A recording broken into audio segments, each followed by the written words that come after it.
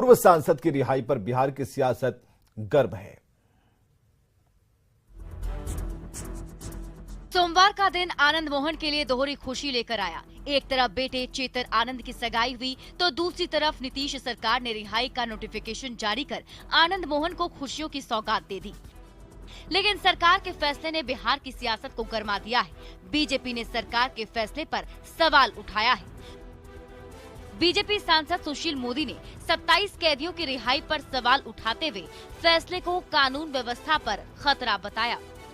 ये अपराधी एक जमाना में लालू का राज था, अपराधियों की बदौलत 15 साल राज किया लालू ने, फिर वो लालू राज लौटकर बिहार के अंदर आ रहा है। तो नीतीश जी की संगत जो हुई है लालू यादव का, उसका प्रभाव है कि सरकार ने इस प्रकार का निर्णय लिया है। आनंद मोहन की रिहाई पर शुरू हुई सियासत पर जेडीयू के राष्ट्रीय अध्यक्ष ललन सिंह ने ट्वीट कर पलटवार किया है। ललन सिंह ने लिखा है, श्री आनंद मोहन जी की रिहाई पर अब भाजपा खुलकर आई है। पहले तो यूपी की अपनी बी टीम से विरोध करवा रही थी।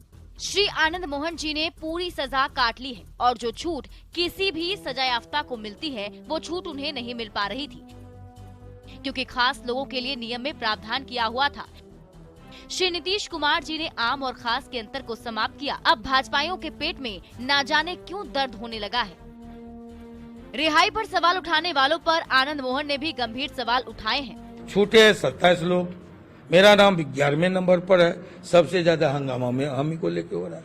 जो भी छूटे हैं राज्य सरकार ने तब छोड़ा है जब कोर्ट द्वारा मुकर्रर सजा वो पूरी कर चुका है। ये डीएम की हत्या की बात कर रहे हैं ना लोग, पीएम की हत्या को झांक ले। आनंद मोहन बाहुबली नेता माने जाते रहे हैं। ऐसे में लोकसभा चुनाव से एक साल पहले आनंद मोहन की रिहाई को लेकर सरकार के फैसले पर सियासत होना लाजमी है। न्यूज़ 18 के लिए पटना से आनंद अमृतराज और शैलेंद्र के साथ दिल्ली से अमितेश की रिपोर्ट। तो आनंद मोहन के साथ और लोगों की रिहाई पर बीजेपी ने सवाल उठाए। केंद्रीय मंत्री गिरिराज सिंह ने कहा कि सरकार आनंद मोहन की आड़ में जिन लोगों को रिहा की है वो ठीक नहीं है। बिहार की जनता इन्हें माफ नहीं करेगी। आनंद मोहन जी की रिहाई, वो बेचारे तो बलि के बकरा हैं, वो तो इतनी सजाब हो गए हैं, उनकी रिहाई पर किसी को कोई आपत्ति नहीं है।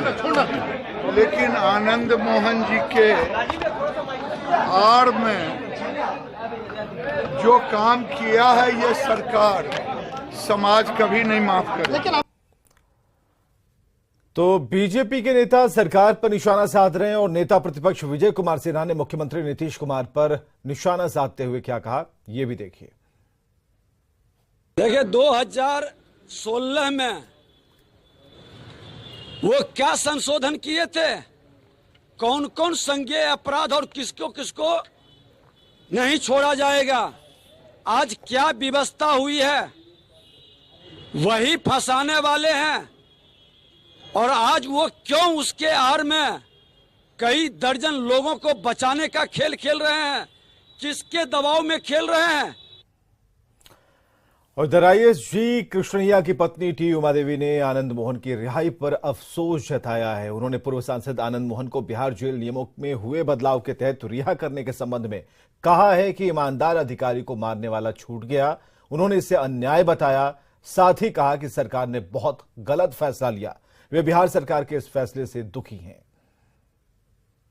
वो तो इनजस्टिस हुआ है हम लोगों को।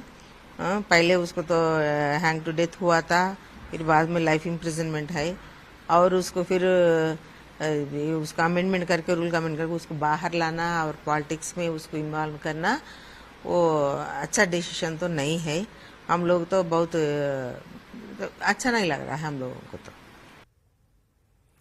तो आनंद मोहन की रिहाई के बाद सरकार की सहयोगी पार्टी भाकपा माले ने भी भदासी कांड के टाडा बंदियों की रिहाई की मांग की। भाकपा माले के राज्य सचिव कुणाल ने 14 साल से अधिक की सजा काट चुके बंदियों की रिहाई के मामले में सरकार के रवैये को भेदभावपूर्ण बताया। टाडा के तहत गलत तरीके से फंसाए गए भदासी कांड के बचे हुए बंदियों को अविलंब रिहा करने की मांग की।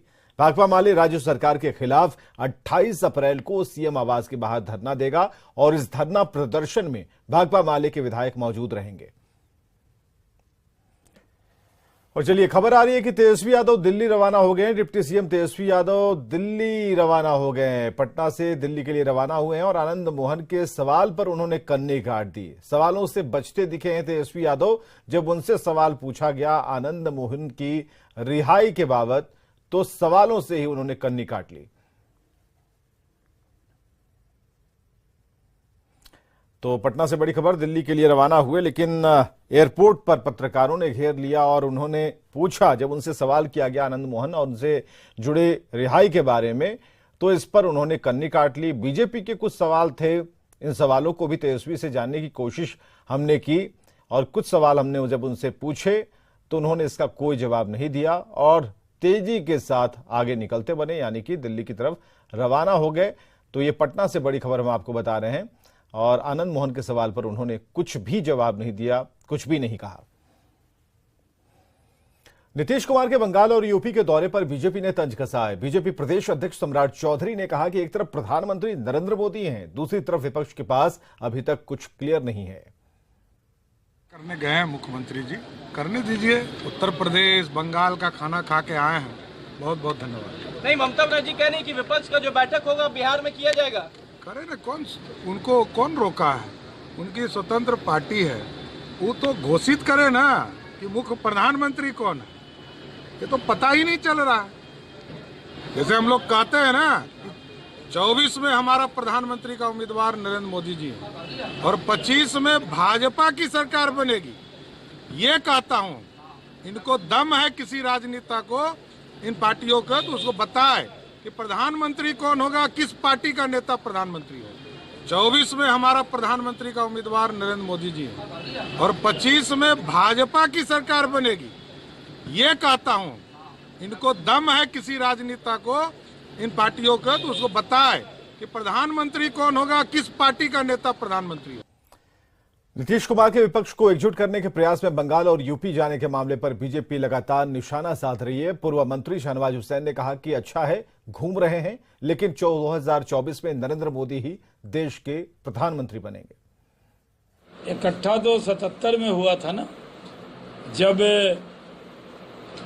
अपना झंडा और अपने पार्टी के निशान को मिटाकर एक हो गए थे, उसी को इकट्ठा हुआ कहा गया था। अभी तो जो नेता है, हर नेता का कार्यकर्ता नारा लगाता है हम प्रधानमंत्री कैसा हो, तो कार्यकर्ता बोलता है हमारे नेता जैसा हो।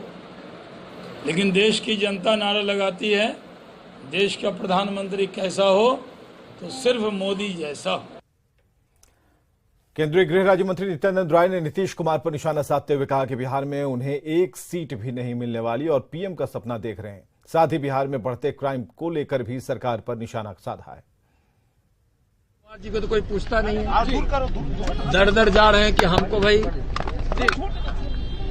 किस लिए जा रहे हैं, कुछ उनको मिलने वाला नहीं है। बिहार में आगे एक सीट जिस गठबंधन को नहीं आने वाला है वो प्रधानमंत्री बनने के लिए घूम रहे हैं, तो आप समझ रहे हैं कि कुछ नहीं है।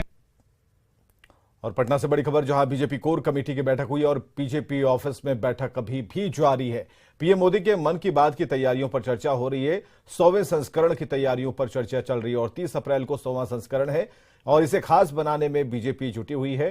तो मन की बात कार्यक्रम जो कि 100वें संस्करण तक पहुंच चुका है और तारीख 30 अप्रैल की होगी जब 100वां संस्करण होगा। तो इसको कैसे खास बनाया जाए, इसे लेकर बैठक चल रही है, चर्चा चल रही है और बीजेपी कोर कमेटी की बैठक